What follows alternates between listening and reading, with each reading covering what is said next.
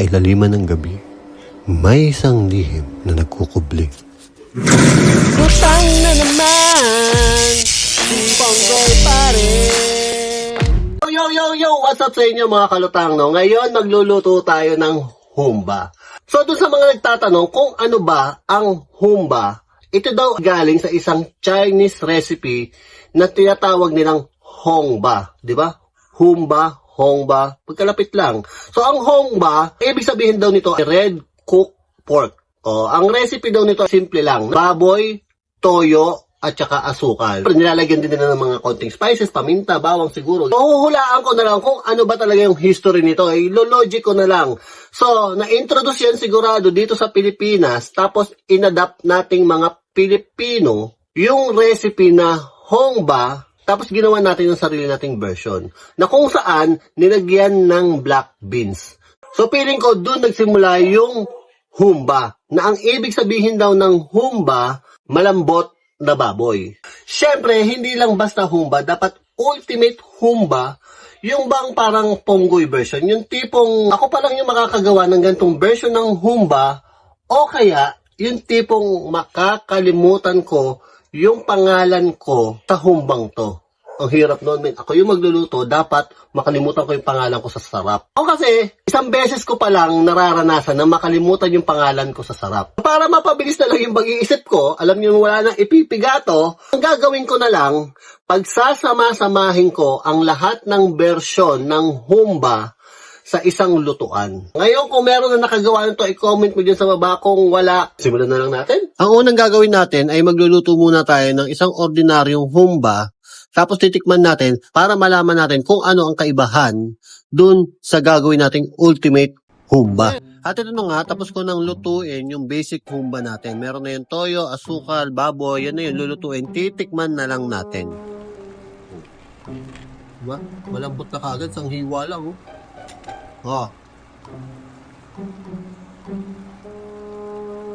Sarap, sarap, sarap. Sausaw.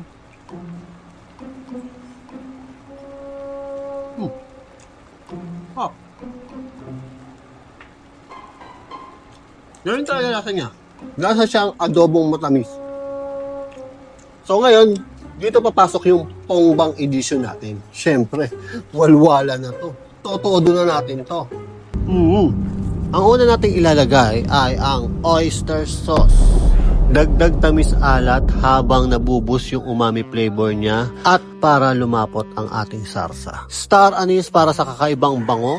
Idagdag ang natitirang black beans dahil wala na tayong gagawin dyan. Lagyan ng bulaklak ng saging para sa isang tradisyonal na lutuin. Gisadong bawang para sa mga aswang. Suka para sa mga ubos na ang asim. Pineapple chunks, pampasarap at pampalambot ng karne. Toyo para sa mga babaeng may...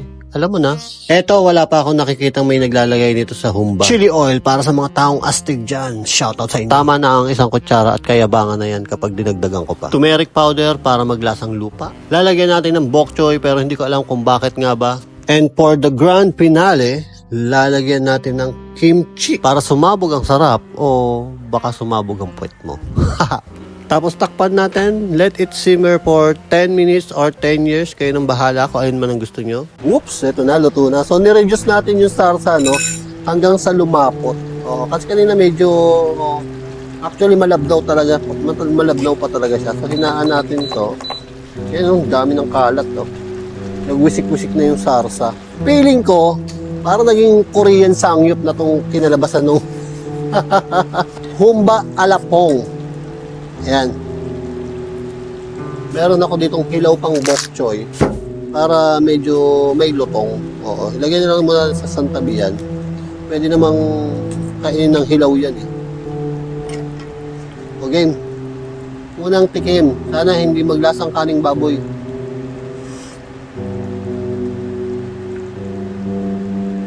Masarap, pre. Masarap. Yung lahat ng version na ni-research ko, pinagsama-sama ko dito, lahat ng nilalagay nila, lahat ng version nila, pinagsama-sama ko, masarap. Hindi nila ilalagay yung kung hindi sila sarapan dun, di ba? Sarap. Hindi siya naglasang Korean, hindi siya naglasang Chinese. Naglasang ala Chef Pong. Chef ka din. Yung amoy nung pineapple, amoy nung black beans, yung star anise, andito. Ito yung humba na nakalimutan yung paminta. Ito yung humba na nagmukhang Korean style. At ito yung humba na susubukan mo talaga. Oo. Ano to, bawang? Huwag naman bawang. Unahin natin yung kimchi.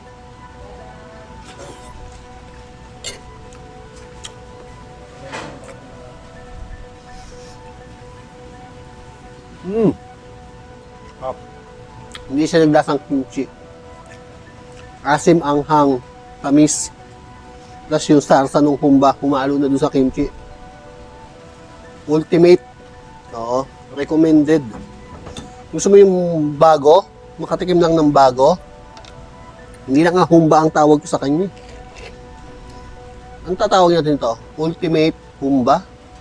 Ultimate Pork Belly. Humba. Humba Overload. Harap.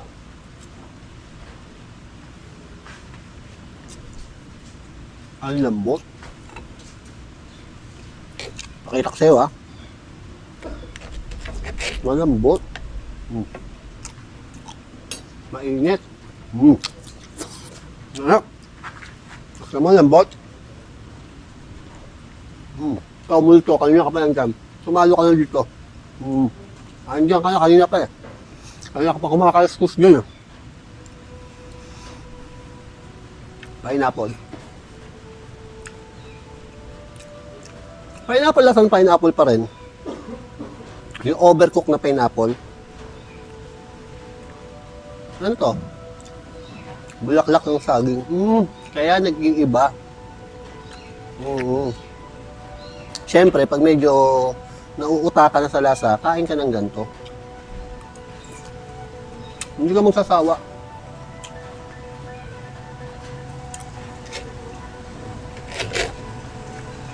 Hindi ko in-expect na ganito lasa, ha? Baka sabihin nyo, nagloloko ko. Try nyo.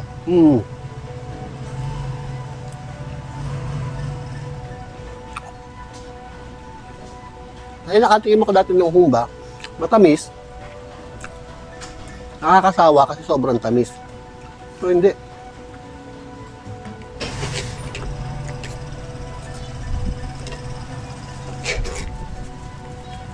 Kasi may black beans. Yung humba, kaya nakakatanggal ng sawa. Siguro yung tikman ko, kulang sa black beans.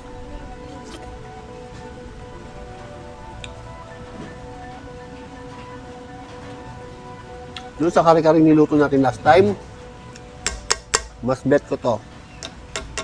Mag-suggest pa kayo dyan kung anong pwede natin iluto. Parang ang sarap gawin ito. Masarap siya.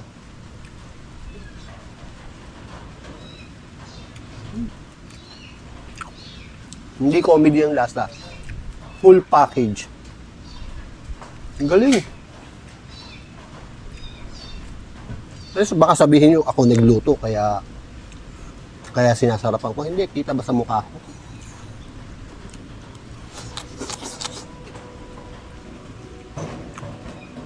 Kahit nga yung half-cook na bok choy, sinawsaw lang sa sasa, sarap na eh. Tikman natin. Yun, sumipa. Ito yung sinasabi ko kanina.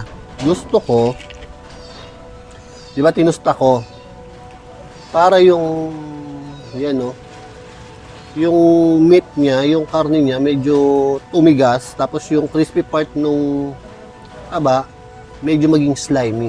Yan no, di ba oh, ganun nagbabounce.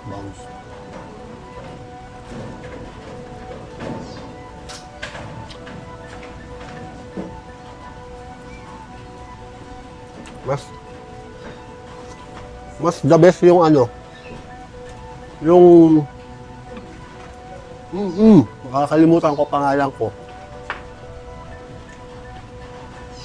yung tinustang baboy, Mas trip comment. Pero kung gusto mo ng mas malambot siya. Itong isa. Ito, yung huling baboy na nilagay natin, mas malambot siya. Kaysa dun sa tinusta. Pero, ang kaibahan, parang yung mas flavorful, mas malasa, mas malinamnam yung tinustang baboy.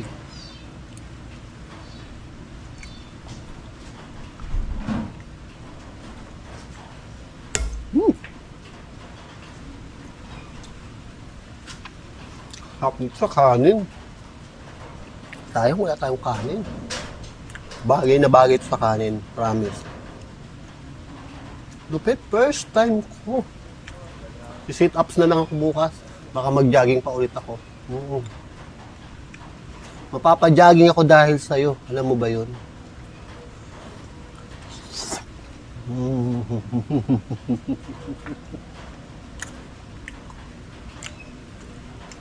Amo, susulitin ko na ha.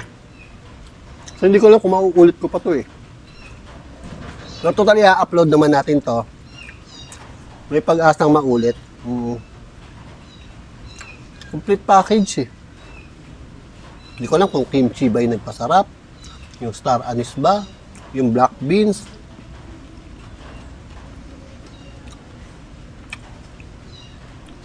Pero sa bagay, yung humba, masarap na talaga siya, di ba? Talagang pinasarap lang natin. Be. Yan yung kimchi, oh. Hindi yung sana sa Koreano. Koreana.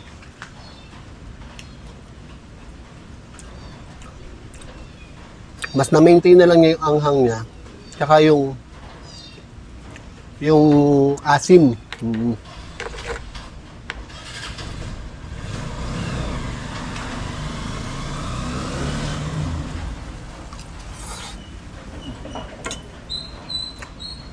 Paano ko ba i-describe? Para akong kumain ng halo-halo. Pero, ulam version. Dapat subukan mo to.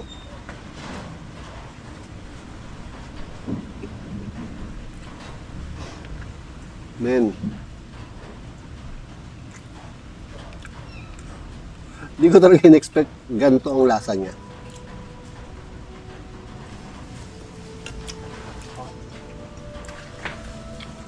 Lupit.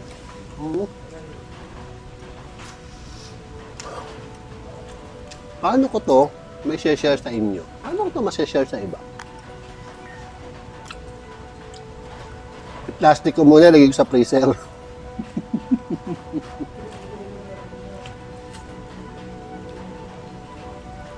Lupit. Ang lupit. Ako nagsasabi sa inyo, ang lupit. Ay, yung pineapple pala na nilagay natin, no? Sa bagay. Usually, kahit anong lagyan mong pineapple, masarap din, eh. Sa bagay, lahat naman nilagay natin, pampasarap kasi, eh. Yung laurel, hindi ko lang alam kung anong trip nun, no? Kung anong purpose nun talaga, pero talaga nilalagay ko lang din yung pag nilalagay yung ulam.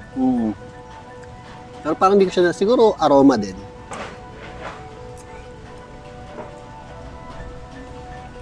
Ba yan? Kada ka. Paano na diet ko nito? Paano? Didi-chunk ko nito? Pwede mo siya kainin ng...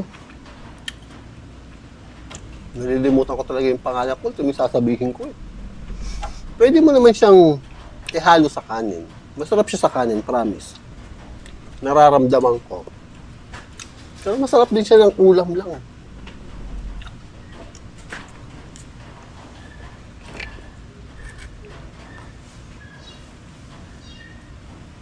Salamat sa sa nagbigay ng idea nung humba.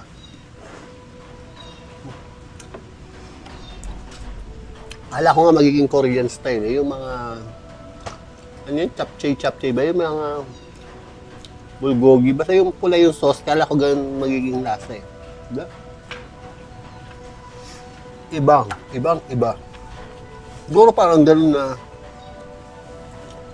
ganun na Pinoy style.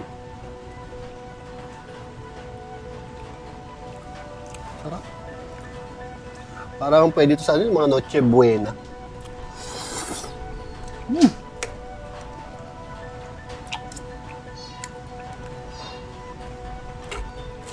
May patikim nga ito kay Boss Rino.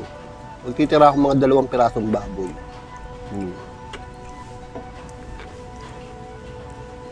Sarap. Yun lang, pag iniwanan ko ito sa rep, baka madagit na ng mga lalaking daga.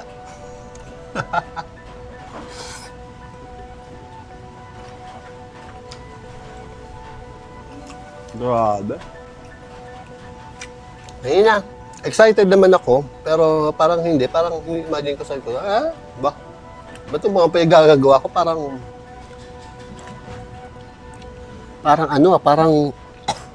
kanin baboy na yung ginagawa ko.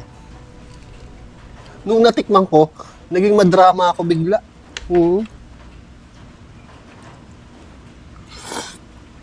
Baboy. Kimchi. Pineapple. Bok choy.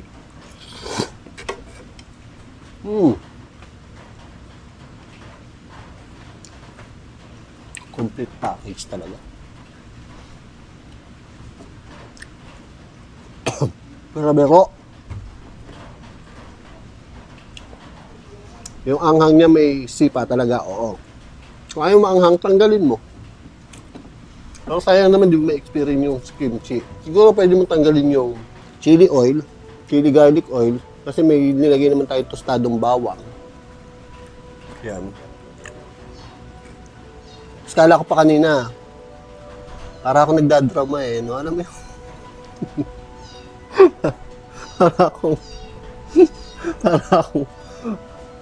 para ako na sorpresa, para ako may birthday na, para ako inaway ng mga sangkap.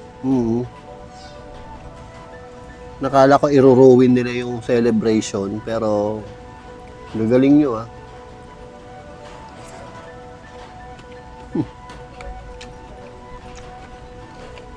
Lupit. Ito yung luto na yun na may pinaramdam sa'yo. Nagkaroon ka ng emosyon dahil sa pagkain.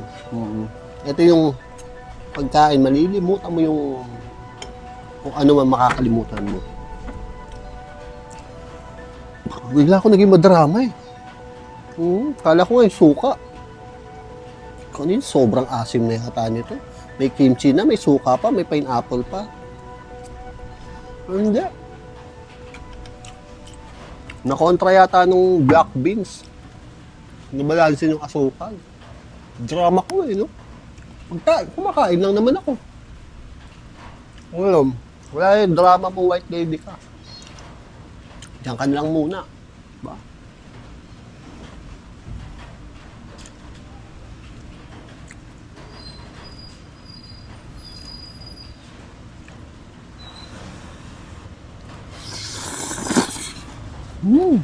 Oh.